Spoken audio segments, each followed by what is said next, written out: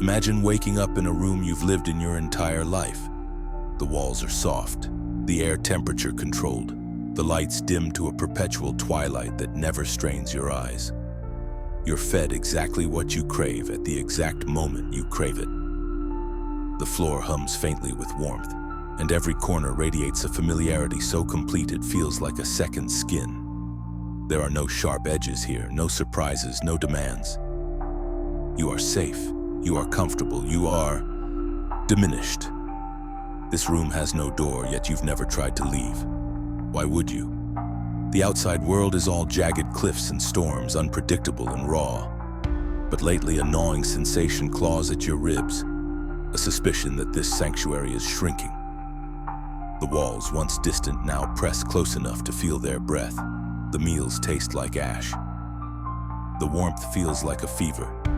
And in the silence between the hum of machines, you hear it, the faintest whisper of a question. What happens to a soul that never risks being alive? This is the paradox of the comfort zone. It promises survival but denies transcendence.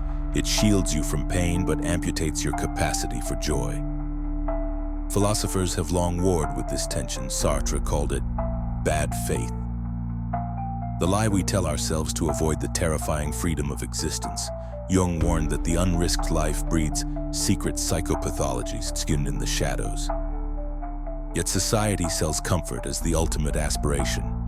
Stay safe, avoid risk, optimize ease star. But what if safety is the enemy of becoming? What if your refuge is your cage? The human psyche is wired to seek equilibrium, yet thrives only in the electric chaos of growth. Every neuron, every hormone, every ancient survival instinct screams at you to stay small, stay quiet, stay controlled. But deeper still in the marrow of your being pulses a truth you've tried to bury. Comfort is not peace. Safety is not freedom. The room's walls are closing in because they were never real. They're monuments to the stories you've swallowed. Stories that mistake existence for aliveness, survival for sovereignty. The question isn't whether you'll leave the room. It's whether you'll notice before it becomes your tomb that the door was always yours to imagine. The comfort zone isn't a choice. It's a neurological hijacking. Your brain, wired to equate safety with survival, rewards obedience to fear with dopamine hits, mistaking stagnation for peace. Carl Jung saw this as a war with the shadow, the parts of yourself buried to maintain the illusion of control. The less the shadow is embodied, he warned, the blacker and denser it grows. Avoid discomfort, and the shadow festers, manifesting as numbness, chronic anxiety, or the haunting sense that you're a spectator in your own life. Nietzsche called this the will to nothingness, choosing sterile certainty over the fertile chaos of growth. Society weaponizes this instinct. Algorithms feed you echoes of your biases.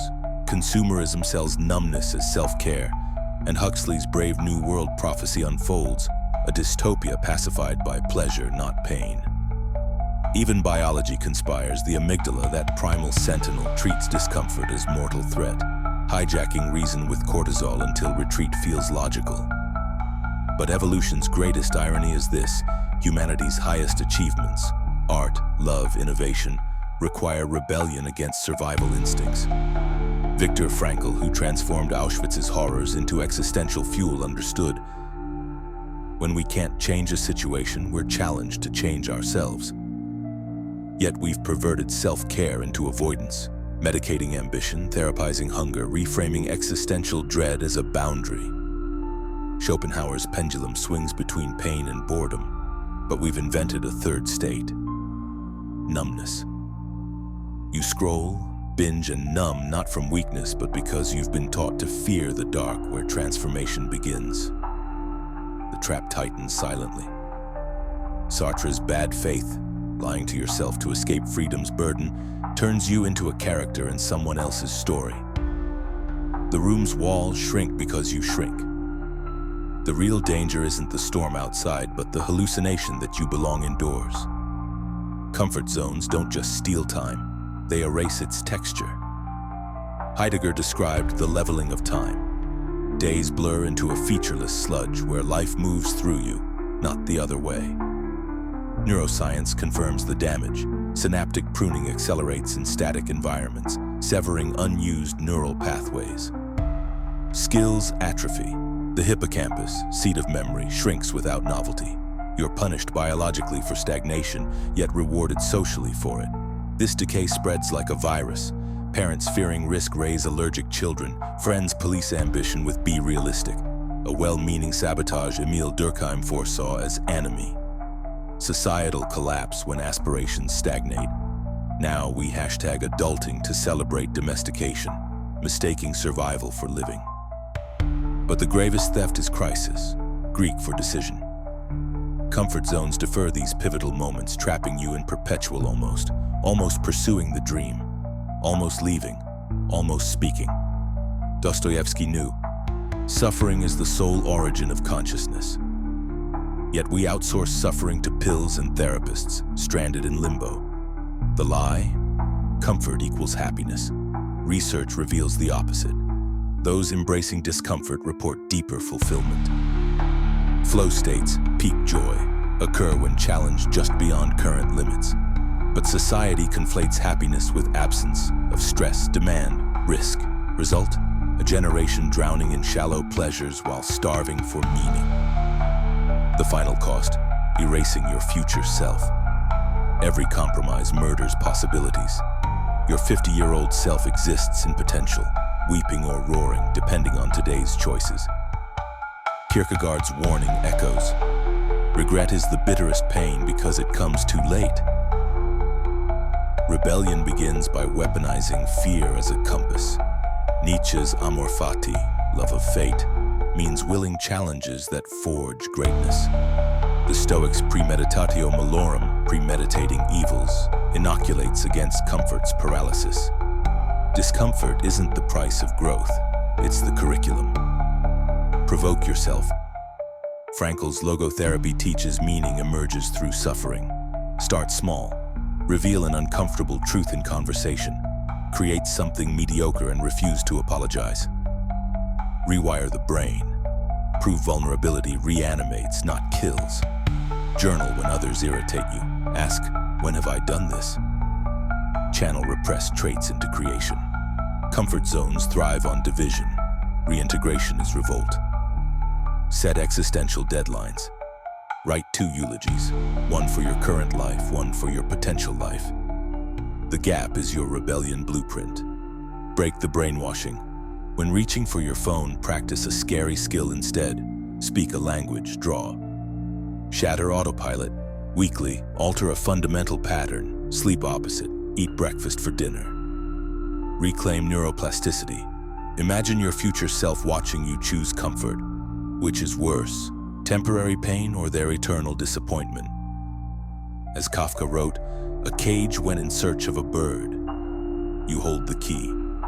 Existence is a paradox, meaning emerges in the tension between craving stability and needing destruction. Dostoevsky's underground men, Sartre's nausea, all reveal the same truth. Clinging to safety isn't avoiding pain, it's avoiding yourself. Consider the moth. Once thought naive for chasing light, we now know they fear unlit skies. You are the moth. Comfort zones are behavioral glitches, confusing clarity for truth. Discomfort isn't growth's price, it's proof. Cells regenerate through stress, forests regrow after fire. Nietzsche's "what doesn't kill me isn't inspiration, it's cosmic law." Stop seeking comfort and align with existence's rhythm, creation through chaos, self through surrender. This demands a funeral for the person you've pretended to be. Jung warned liberation requires making darkness conscious, but didn't mention the grief. Mourning simplicity while ignorance masqueraded as peace. The paradigm shift? The opposite of comfort isn't danger, it's aliveness. Not external threat, but internal electricity. Huxley's soma, Frankl's vacuum, all fail to sterilize life's mess. The walls vanish when you realize they're made of fear. What remains is a star-scattered expanse, storms carrying rain's scent, cliffs revealing unseen horizons. You stand not as an escapee, but an artist.